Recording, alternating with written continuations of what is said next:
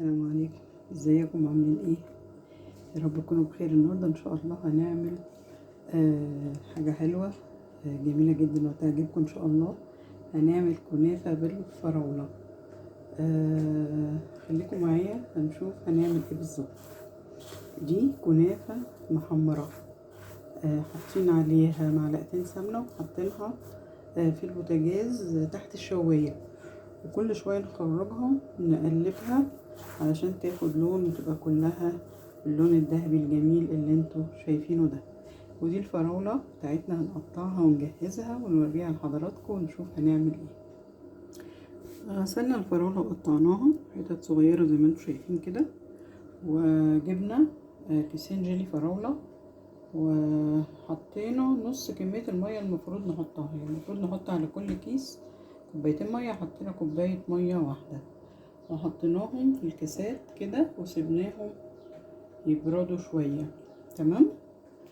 وبعد كده هنجيب الكنافة بتاعتنا ونحطها على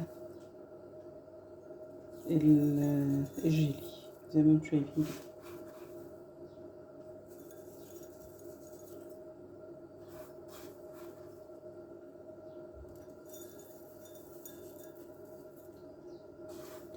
طريقة سهلة جدا جدا.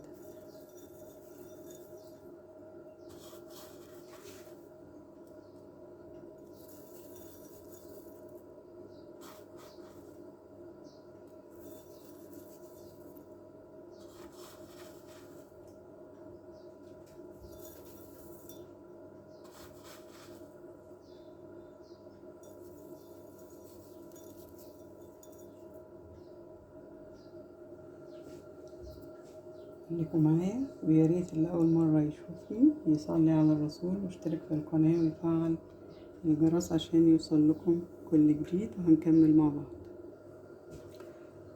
الطبقه اللي بعد كده جبنا كريم شانتيه وحطيناه على الجيلي اللي احنا كنا سايبين منه شويه، وضربناه زي ما انتوا شايفين كده بقى كريمه.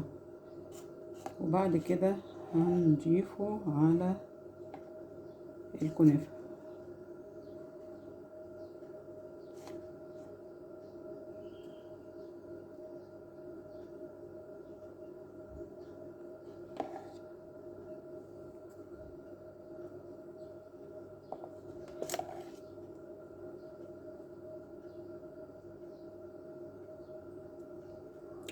اللي مخلي اللون بامبا كده الجيلي.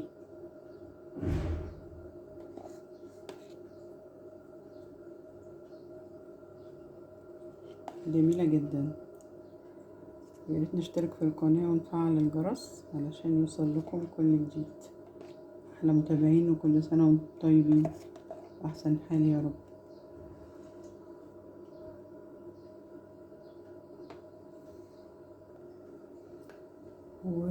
وبعد كده حطينا قطعة الفراولة اللي احنا كنا مقطعينها ومجهزينها فوق طبقة الكريمة اللي احنا كنا عاملينها، ودي في الاخر شكل الكاسات.